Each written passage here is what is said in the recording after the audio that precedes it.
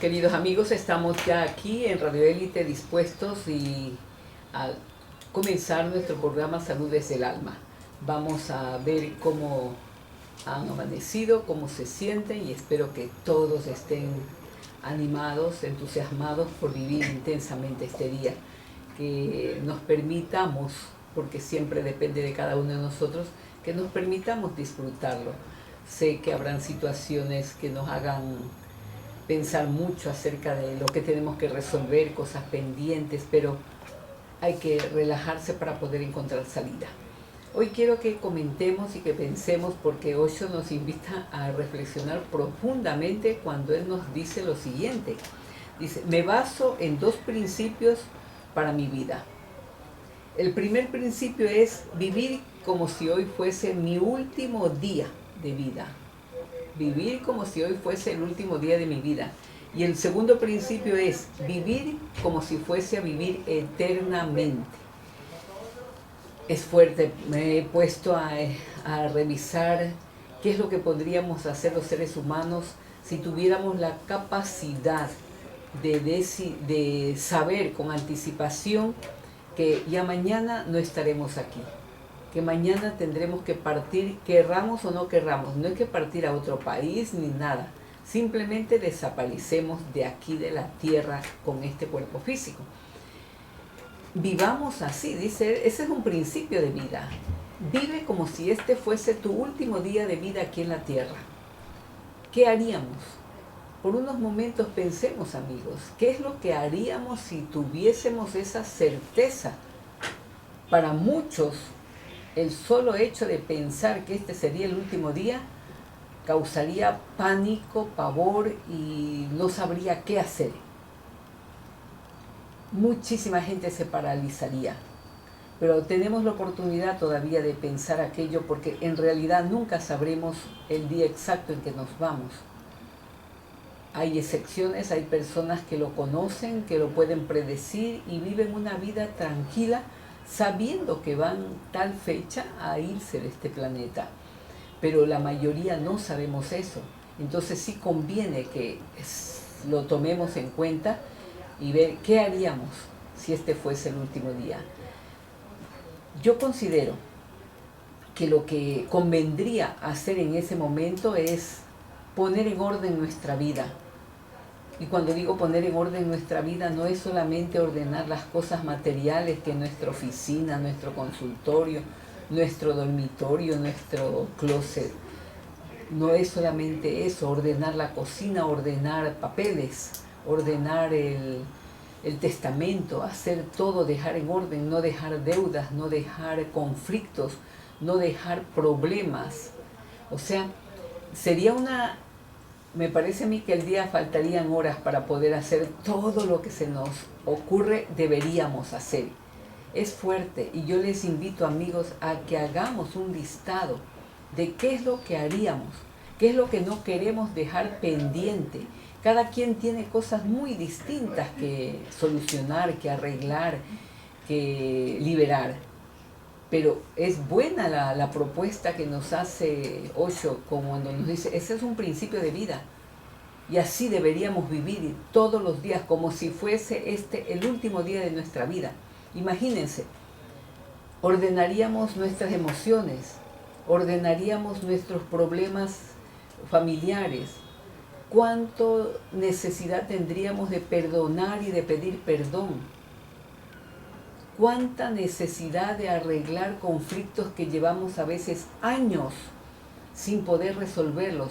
Haríamos lo imposible por resolverlos, por terminar con una disputa, con una discordia, por reconciliarnos con nosotros mismos, porque me parece a mí que es importantísimo eso de poner atención en lo que sentimos hacia nosotros mismos. A veces mucha gente se desprecia, se desvaloriza. Y bueno, es el último día. ¿Qué sentido tiene ya en este momento mi vida? Lo más importante sería ir en paz conmigo mismo y en paz con todos los que me rodean. Fíjense bien, en paz. Cuando decimos paz, quiere decir que no queremos tener deudas, deudas de ninguna clase, y dentro de ellas la menos importante es la financiera, la económica. Las otras deudas karmáticas son más fuertes cuando hemos causado mucho sufrimiento y mucho daño a alguna persona, cuando hemos estafado, cuando hemos traicionado, cuando hemos engañado. Tendríamos tal vez la necesidad urgente de saldar esas cuentas, de pedir perdón a quienes hemos hecho daño, a quienes hemos descuidado, a nuestros seres queridos, a nuestros padres, en fin, y también perdonar si hemos sentido y hemos creído que alguien nos hacía daño, porque es una creencia, no es una realidad. Cuando alguien nos ha hecho algún daño o creemos que nos ha hecho algún daño, es simplemente una deuda que estamos pagando. Aunque nos cueste mucho entenderlo y aceptarlo, es eso. Estamos saldando cuentas. Y considerando desde ese punto de vista, nos convendría pues aplaudir esa situación, regocijarnos ante esa situación. Y sin embargo, no lo hacemos. Más bien nos enredamos más. Nos volcamos a la revancha, a la venganza. ¿Y ahí en qué caemos? En un ir y venir de discusiones, de descalificaciones y de insultos. Entonces nos enredamos más, no es la salida esa. Todo eso se nos vendría a la mente y tendríamos la angustia de poder concluir ese día en paz, porque sabemos que no tenemos otro tiempo. Entonces les invito una vez más a que hagamos un listado. ¿Qué haría yo si supiera que este es mi último día de vida aquí en la tierra? Y luego nos dice 8, el otro principio, que es totalmente opuesto, ¿no? ¿Cómo viviría yo mi vida si supiera que aquí voy a estar eternamente? ¿Cómo viviría? También me he dado tiempo para reflexionar y pensar qué podría hacer si sé que no voy a irme de aquí nunca, que seguiré viviendo cientos y cientos de años.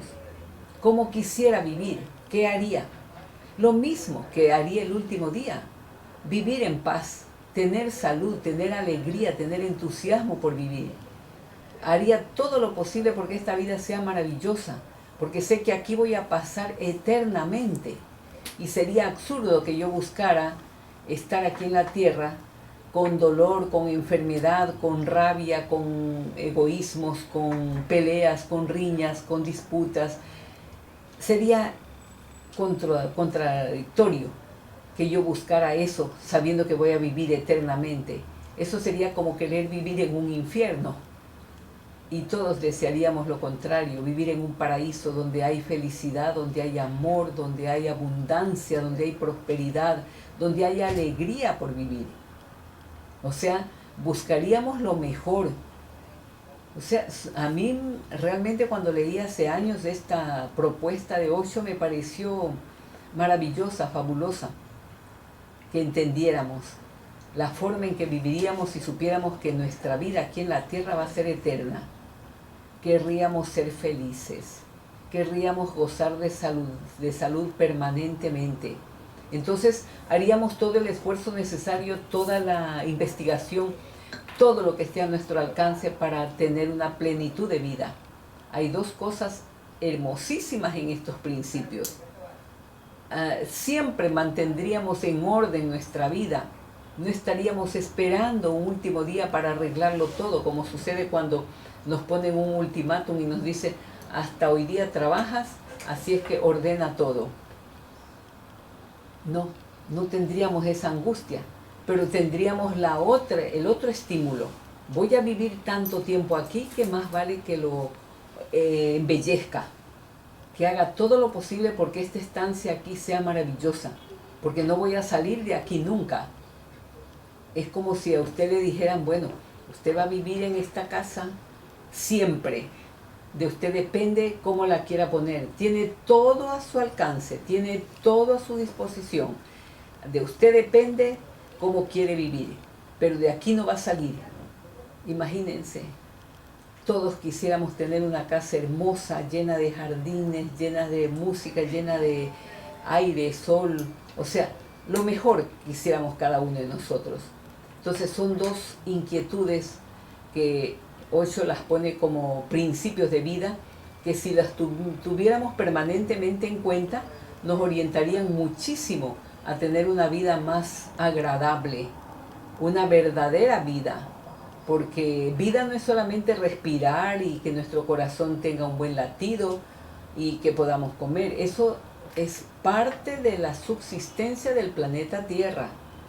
Vida es todo lo que yo soy capaz de hacer con esta oportunidad que la vida me da. ¿Qué es lo que yo hago con estos años de vida que tengo aquí a mi disposición? ¿Qué estoy dispuesta a realizar? ¿Qué es lo que quiero? ¿Qué es lo que necesito para estar en paz y ser feliz? Eso es la inquietud grande que nos plantea Osho cuando nos pone a pensar en estos dos grandes principios. Vivir hoy día como si fuese el último día de mi vida y vivir como si fuese a vivir eternamente aquí en la tierra. Reflexionemos, amigos, y vamos a hacer una pausa para continuar con ustedes en nuestro programa Salud desde el Alma. Ya. Sí. Bien, amigos, continuamos conversando y vamos a pasar a otro tema, pero antes de aquello quisiera primero invitarlos y recordarles la invitación a continuar con nuestro ciclo de conferencias en Ollantay. Recuerden que la Red Cultural para la Fraternidad Humana está realizando esta serie de conferencias para abrir un camino hacia la formación de un círculo de estudios donde podamos ir aprendiendo estas cosas tan básicas, tan necesarias para tener una vida satisfactoria, una vida plena. Y hoy día el tema de la conferencia será la respiración, clave imprescindible para la salud.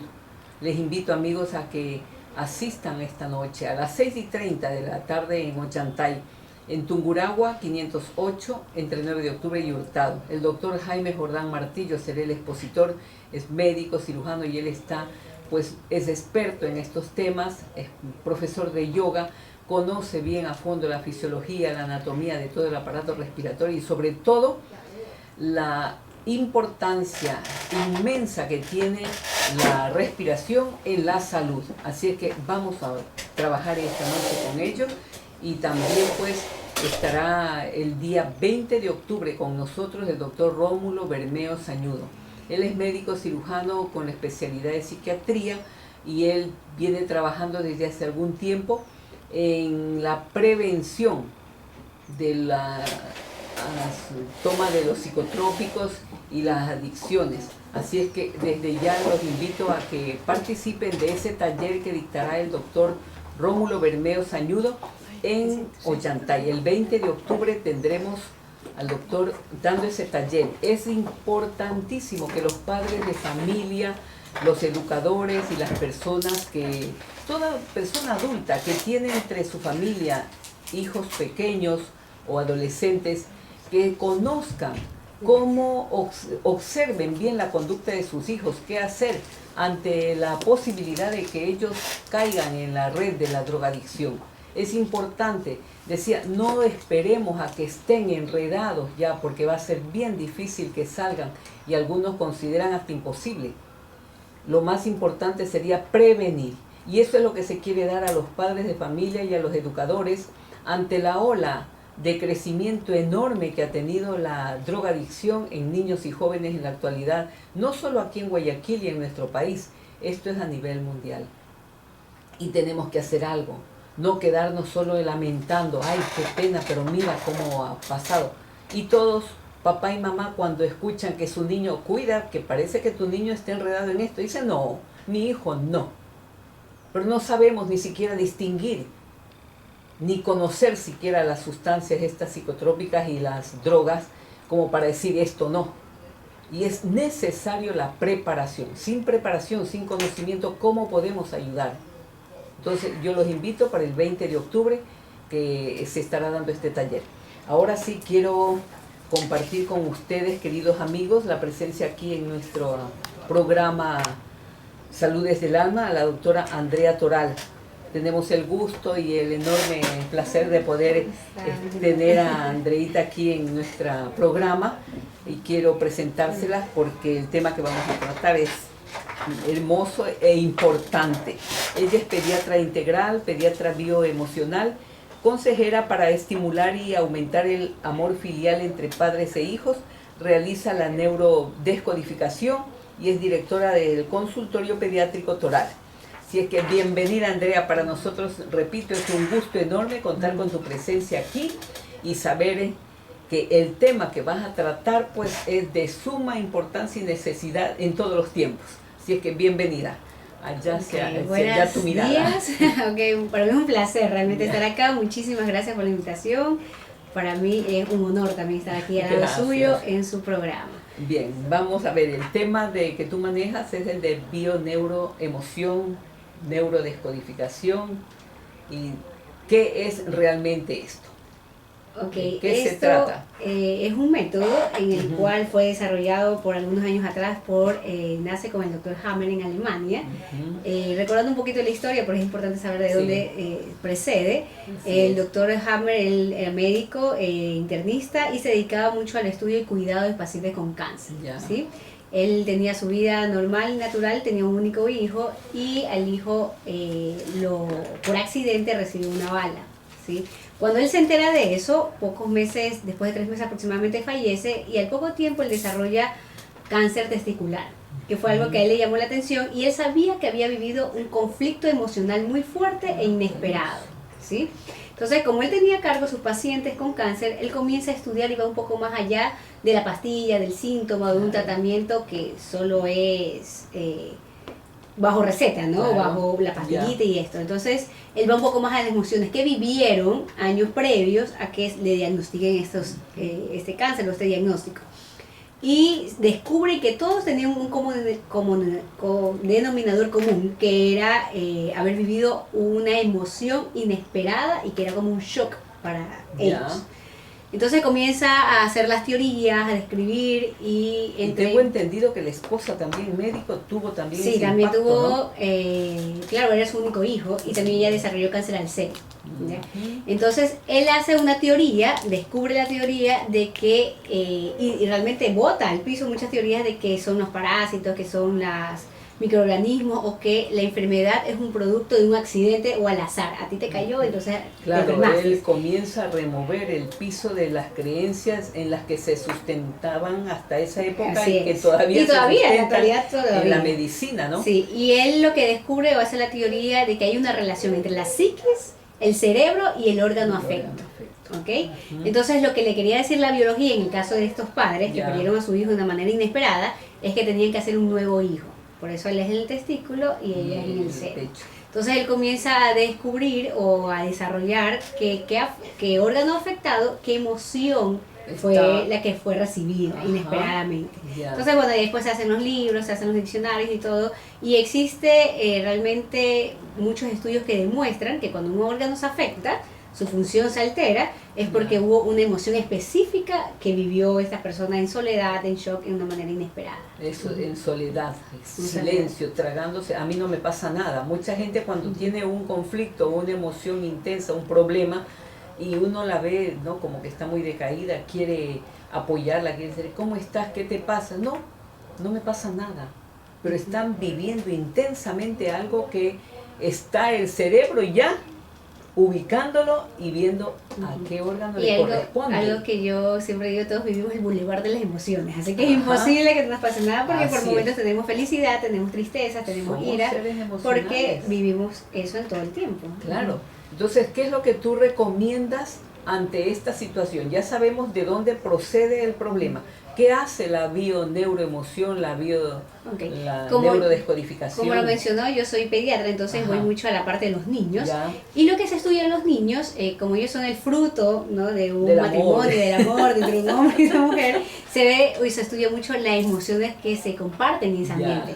Porque ¿qué sucede? En muchos casos cuando estás embarazada, primero que es un embarazo que también es una sorpresa, de un shock también recibir esa noticia, luego se viven emociones como tal vez el esposo está sin trabajo, o hay separaciones, la pareja no permanece junta. O el rechazo fue inmediato en cuanto se enteró mujer y padre. Sí, o hay cosas en la situación familiar, ¿no? Que hay un hermano, usted algo me da las drogas, hay un hermano también que está en las drogas, un familiar, el papá está enfermo, en los abuelos también tienen algún tipo de emoción. Entonces lo que estudia es el ambiente familiar. Y recordando que como somos seres emocionales, no es tanto la emoción, sino cómo vivimos esa emoción.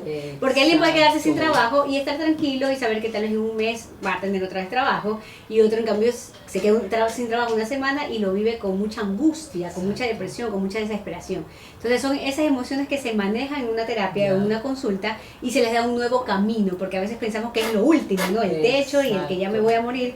Pero eso es lo que tratamos de solucionar. Y más que todo que la madre o la familia o el cuidador, porque muchas veces llegan los niños sin mamá, sino con cuidados de abuelos, se den cuenta y hagan conciencia que eso es lo que está afectando al niño. ¿Sí? Generalmente esa primera etapa que acabas de mencionar es clave, ¿no? Porque, claro, y a ti te toca ver más de cerca esto por tu especialidad de pediatra. Ya a medida que avanza la edad, pues vemos otros casos, pero aquí es fundamental. ¿En qué se basa esa fundamentalidad en esa primera etapa de vida del ser humano? ¿Qué es lo que pasa? ¿Por qué es tan importante tener atención de papá, mamá o los que rodean a ese niño? ¿Por qué es tan clave? Porque ahí es cuando se va a formar todos sus órganos, ¿no? El cerebro, sus ojos, su esqueleto, sus músculos. Y es muy importante el bienestar en el ambiente familiar, ¿sí? Y sabe que muchas veces pasa que todo fue lindo, o sea, lo esperaron, lo programaron y el niño nació muy bien. Y hay cosas que también pasan durante el primer año de vida, o sea, realmente son los primeros 10 años o 12 años de vida del niño. Y hay casos y casos, podría contarles un millón, pero voy a elegir uno en este momento. No sé si se ha dado cuenta que hay un auge actualmente de los niños TEA, del trastorno del espectro autista. O sea, es impresionante, salón de clase que vamos y hay 1 o 2 niños. La hiperactividad también, el déficit de atención, es algo que ahorita alarma mucho a la población infantil y por lo tanto a los padres, ¿sí? Y incluso está declarado que para el 2020 1 de cada 5 niños, según la Organización Mundial de la Salud o la Organización Americana de Pediatría, de que esto va a ir en aumento, ¿no? Entonces, uno de los casos que me sucedió que me encanta comentarlos porque es algo que también tiene que ver con lo que describió el Dr. Hammer, psiquis, mente y órgano. Entonces, tenía yo un niño que tenía más o menos un mes de vida y se está desarrollando muy bien, o sea, tenía su control pediátrico y era un niño que lactaba, que succionaba, que tenía sus reflejos arcaicos propios de su edad. Entonces la mamá me saca una consulta muy alarmada, entonces sucedió algo, ¿no? Tenía un cólico de gases, lo más simple para su edad. Y me dice, no, es que tengo muchas inquietudes y yo estoy muy preocupada por el desarrollo de mi hijo y yo creo que mi hijo es autista. Tenía un mes de vida. ¿A un mes? Sí, entonces yo dije, bueno, ¿quién le metió eso en la cabeza? La vecina, la mamá o la suegra, no había otra persona que sea, porque también siempre somos muy lábiles a las opiniones de lo externo, ¿no? Y eso también hace un estrés en mamá y en el ambiente familiar. Entonces, indagando la historia, ¿qué sucedía con esta mamá? Esta mamá era parvularia y estaba encargada de un salón, el cual tenía 2 niños autistas. Y tenía su profesora sombra, era algo que ella no podía controlar y se le estaba saliendo de las manos, porque estos chicos mordían a los niños regulares, los papás eran las quejas, no sabían qué hacer, los niños hacían pipí popó en el salón, entonces era realmente un caos que estaba viviendo esta mamá. ¿Durante el embarazo mismo? No, ya el bebé había nacido, por supuesto, durante el embarazo, ya lo había vivido desde antes. Entonces, una vez que ella sale del trabajo, no se sacaba tal vez el sombrero o la capa de maestra, sino que cuando veía a su hijo, lo que le estaba proyectando era ese estrés laboral que estaba viviendo. Entonces, ella veía a su hijo y decía, tú eres autista, o como el chico, de todas formas, es muy pequeño, era inmaduro, no tenía un mayor contacto visual, porque había que estimularlo, hablarle, pero como ella llegaba con ese estrés laboral, era lo que le transmitía al niño. Durante todo el embarazo ella debe haber temido que tuviera una cosa parecida al niño. Pero vamos a hacer una pausa porque esto es bien interesante y queremos continuar viendo la experiencia tuya. Volvemos, queridos amigos, a nuestro programa Salud desde el Alma. Recuerden el teléfono de Radio Élite 460-6323 a vuestras órdenes. Continuamos, queridos amigos, entrevistando a la doctora Andrea Toral y nos quedamos así con la experiencia. Cuéntanos, Andreita, sobre el asunto ¿cómo terminó? Ok, entonces estábamos en que el niño tenía 1 mes, la mamá tenía un estrés laboral porque era parvularia y tenía a cargo 2 chicos autistas, que es uno de los diagnósticos que preocupa mucho y como de moda, yo lo menciono en la actualidad. De moda, así es. Entonces ella llegaba con su estrés laboral y se lo estaba poniendo al chico. Efectivamente yo lo examino al niño y sí estaba tardo en respuestas de fácil estímulo, o sea, el seguir objetos, el poderlos coger, bueno, que todavía era muy pequeñito, ¿no? Sin embargo, le dije, bueno, mamá, hay 2 opciones.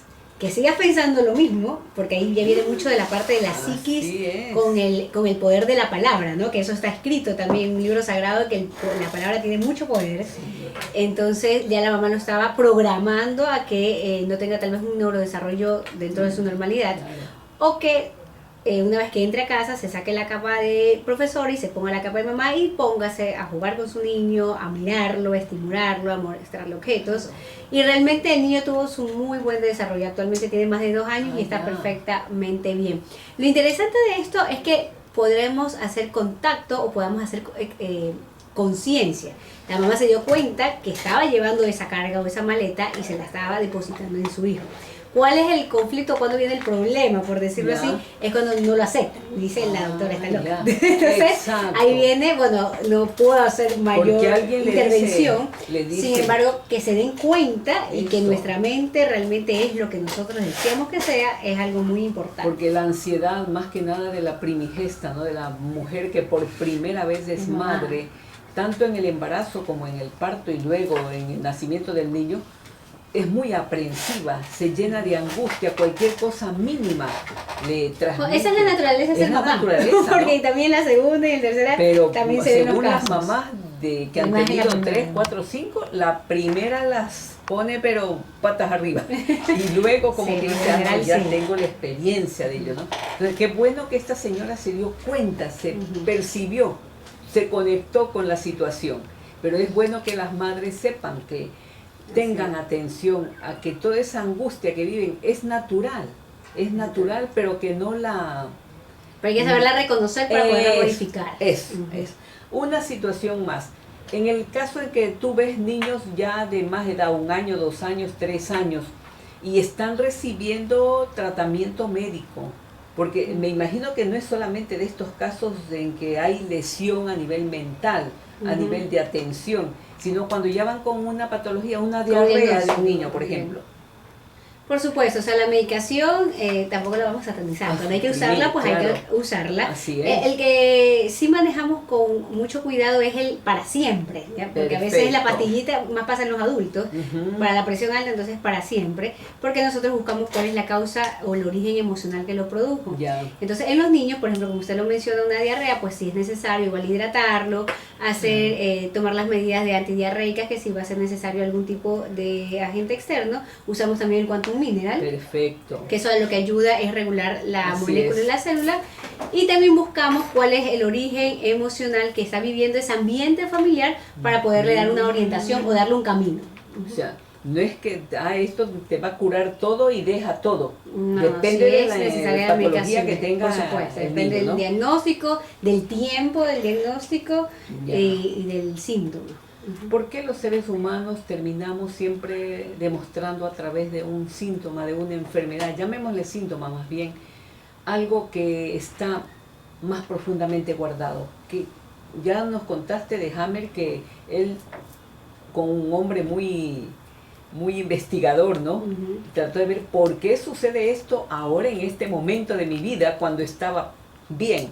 Entonces, acá habría que educar a los seres humanos a observar más cómo están viviendo las experiencias vitales, digamos, para ver si esas son o no son las causas de la enfermedad. ¿Qué es lo que realmente, para qué enfermamos? Ok, entonces, ¿qué es lo que nos quiere decir la enfermedad? ¿Qué nos quiere decir una enfermedad? Bueno, si nos vamos un poco más profundo por la parte de las emociones, sí hay un para qué, y si hay que descubrir, como yo le digo, cuál es el acertijo de este síntoma, buscar qué es la parte que hay que sanar, qué es la parte que hay que descubrir, porque siempre recordemos que venimos de un árbol familiar, ¿no? De abuelos, de bisabuelos, que dejaron tal vez cosas pendientes, vivieron también situaciones muy traumáticas y todo eso se hereda en las células y en los genes, así como heredamos el color del cabello, el color de los ojos, la forma de caminar, la forma de hablar. También vamos heredando estas cargas que tal vez los abuelos sufrieron, ¿no? Tal vez violaciones, hablando de cosas más fuertes, y conversamos cosas más suaves, como tal vez desde pequeño tuvo que trabajar para ayudar a sustentar la casa, se quedaron sin papá desde muy temprano y tuvieron también que ser como el hombrecito de la casa. Entonces son emociones que se viven y que se heredan. Por eso ahí en la actualidad me encuentro, ya esa parte va con los papás, ¿no? Porque con el niño realmente es muy pequeñito, pero con los padres que me dicen a veces no me hallo como en la vida, o como justo hoy día voy a ver una mamá que de control porque ya la había visto hace un par de semanas que me dice no me sale ningún trabajo. Desde que viví tal situación no me salen los trabajos. Entonces ahí descubrimos el para qué el síntoma, para qué enfermamos, para qué estoy viviendo tal situación. Y eso lo descubrimos con un árbol genealógico y la terapia lo vamos descubriendo. Y es interesante porque las mamás cuando se quedan así en shock dicen, y por eso me pasó tal situación. Y sanamos y es lindo porque no solo sanamos nosotros, sino sanamos nuestro árbol familiar, nuestros padres, nuestros abuelos. ¿Qué tan difícil ha sido para ti que ves la parte pediátrica, ves niños, hacer entender a los papás que en ellos radica el conflicto? ¿Cómo lo toman los padres? Hay unos que ya llegan casi bastante orientados, van leyendo, como bueno, tengo las redes también, que me pueden encontrar como doctora Andrea Toral.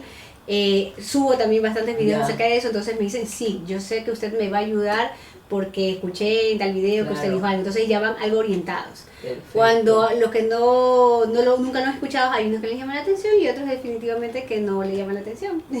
Pero se sorprenden, ¿no? Y los que no han oído nunca de esto se sorprenden. ¿Cómo puedo ser yo causante de la enfermedad? Claro, o sea, no se los está culpando, es un poquito difícil de a veces entenderlo. ¿No? Entender que la responsabilidad que tienen papá y mamá hasta los 3, 6, 7 o más años de cuidar completamente la salud de la parte emocional. La parte emocional. Así es. Hoy esto está bien interesante. ¿Hay alguna forma, cómo desde la bioneuroemoción, aunque ya lo has dicho, cómo desde la bioneuroemoción se puede ir sacando esto? Que en caso de los niños, todo el trabajo va sobre papá y mamá. Depende del síntoma, a veces sí se trabaja también con los niños, sí. Ahí se usan técnicas de reprogramación emocional y técnicas de programación neurolingüística. ¿Ya? Entonces lo que se hace es darle al cerebro una nueva herramienta para buscar y solucionar lo que están viviendo, porque la situación que viven siempre llegan con la situación de que no se la puede arreglar, es algo sin solución. Entonces lo que proporcionamos al cerebro en la psiquis es que él está buscando como resolver el problema por este camino. Entonces por este camino no hay solución, entonces lo que le damos es como otro recorrido para que lo encuentre. Realmente es el ayudar o el acompañamiento a descubrir el ser qué es lo que debe solucionar y cómo lo debe solucionar. ¿Cómo hacerlo? En una consulta, cuando van a ti por primera vez, si van solo con un síntoma físico, ¿cómo tú, porque como pediatra que eres, muchos te buscarán es por eso? Los que ya te van conociendo, que trabajas en esta otra área, van más allá adelante. ¿Qué haces tú cuando la persona va únicamente por el punto de tratar la parte física? ¿Cómo tú la enderezas? ¿Cómo la guías? Bueno, hay algunas técnicas, ¿sí? También depende de los pacientes, depende de muchas cosas realmente. Factores, ¿no? Muchos factores. Claro, no en todos va a ser igual. Sí, entre las cosas que suelo preguntar, a veces es obvio, porque mamá llega sola, se ve su rostro, a veces, por lo general cuando son mamás bastante solas van con la abuelita, o sea, con la mamá de ellas. Entonces ya se va oliendo el ambiente familiar como está. Perfecto. Cuando a veces se pregunta por el papá, ya los gestos también hablan por sí solos, ¿no? Entonces... a veces los apellidos de los niños, entonces no tiene el apellido del papá, o sea, son algunas cosas que ya nos van indicando de que se está viviendo un estrés familiar. Mira, es importantísimo eso, ¿no? Poder observar de entrada, ya darte una idea de lo que tienes que hacer, cómo manejar la situación. ¿Has tenido la oportunidad en alguna ocasión de que se resistan los padres a hacer los cambios que necesitan ellos?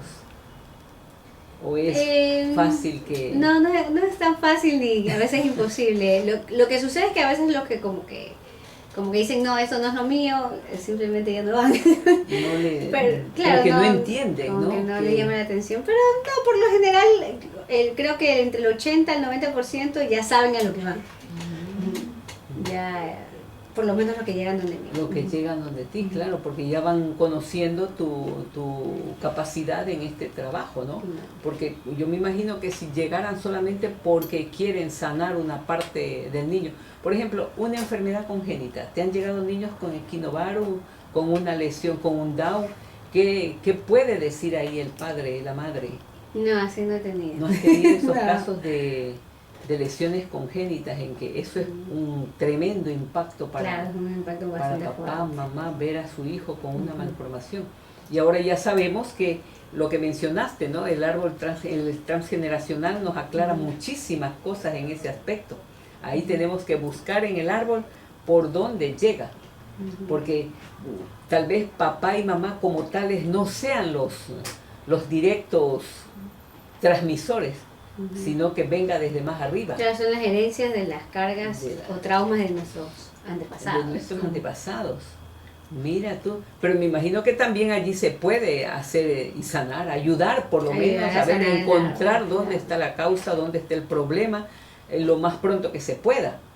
Para que el pronóstico sea mejor. Porque eso es lo que ayudaría en estos casos que usted me cuenta que, o me pregunta, que son como ya hereditarios, ¿no? Y esa cosa no se puede modificar una vez que ya nace, pero sí se puede mejorar el pronóstico, o sea, la calidad de vida. La calidad de vida, entendiendo. ¿Y qué tan apropiado es el caso? Te pongo un caso. Tome el examen. Papá y mamá no quisieron tener ese bebé. Okay. Y la mamá hasta tomó algo para expulsarlo. Eso sí me han llegado. ¿Qué consecuencias hay en esos bebés? Bueno, ahí sí tenemos que hacer un corte. Entonces esperamos, hacemos una pausa. Tiene pendiente esa respuesta, Andreita. Volvemos, amigos, después de una pequeña pausa. Toral, y la pregunta está en pie. ¿Qué pasa y cómo solucionar si es que hay problemas en caso de que la señora queda embarazada, no puede, no quiere, no se le pasa por su idea continuar con el embarazo y hasta pensó muchas veces y hasta visitó médicos para hacerse un aborto? Ok, eso sí es algo que lo manejamos bastante en las terapias y con resultados bastante buenos. Estos chicos por lo general cuando no son deseados, no son esperados y encima hay un pensamiento y le sumamos el acto de tratar de que no nazcan o no vengan por el momento al mundo, los chicos por lo general comienzan a tener muchos síntomas de hiperactividad y de poca concentración. Entonces son chicos que saltan y no hay nada que los detenga. Saltan, no tienen, y por lo tanto no pueden tener atención. ¿Y cuál es el síntoma biológico? Porque recordemos que como es una relación psiquis, mente, cerebro y órgano, la parte biológica quiere expresar algo y entre lo que lo mencionamos que quiere descubrir, qué es lo que hay que descubrir en la enfermedad, lo que el chico biológicamente está diciendo, pues no me morí, estoy vivo y por eso salto. Ajá. Salta y no para, como por decir estoy vivo, mírenme. Es lo que le está diciendo a la mamá, estoy vivo. Ajá. Wow. Entonces ahí viene un círculo vicioso, ¿no? Porque una vez que la mamá se entera, pues obviamente tiene una carga de culpa muy grande. Y nos encerramos en el círculo vicioso porque la culpa hace que el chico salte más y todo se vuelve un enredo ahí. Y lo bonito de esto es que debemos sanar, debemos de darle un lugar o un espacio a esa emoción y hacer lo que debemos hacer en la actualidad, ¿no? Darle todo el amor, toda la atención y sanar esa conexión que en un principio fue muy quebrada, muy rota, muy tensa. ¿No? Y ahora, otra pregunta. Si el niño ya no es tan niño, ponte tú unos 10 años, 8 años, ¿es recomendable comunicar al niño que ha habido este pensamiento, esta posibilidad de...? Bueno, una de las cosas en la terapia que se hace es que sí hay que comunicarse. Porque ¿qué es lo que sucede? El lado derecho de nuestro cerebro tiene una información que es la que, hijito, te amo, ¿no? Sí. El lado izquierdo del cerebro, donde se guardan todos los recuerdos muy profundos, es hijito, no te quise. Entonces, eso como no hay una armonía, hace un electrocortocircuito. Entonces ahí es cuando el chico salta, cuando el chico tiene problemas de lenguaje, problemas de aprendizaje. Entonces lo que hay que hacer es esto, poderlo equilibrar. Perfecto. O sea, que la información A sea igual a la información B. Muy bien. Y una de las terapias, o una de las cosas que sí es recomendable es que el chico se entere. Y pasa lo que usted indica. Muy ¿Qué pasa bien. si tiene 10 años, 12 años, 15 años? Incluso me han llegado chicos de 20 años. Ya. Pero hay técnicas. Muy o sea, bien. hay técnicas que... Tenemos una llamada. Buenos días, adelante. Hola, buenos días. Sí, buenos días, amiga. Felicitándole por su programa. Con respecto a la exposición que está haciendo la doctora, yo soy una mujer ya adulta y yo algunas veces he ido a terapia con el doctor Gonzalo Alco Ya.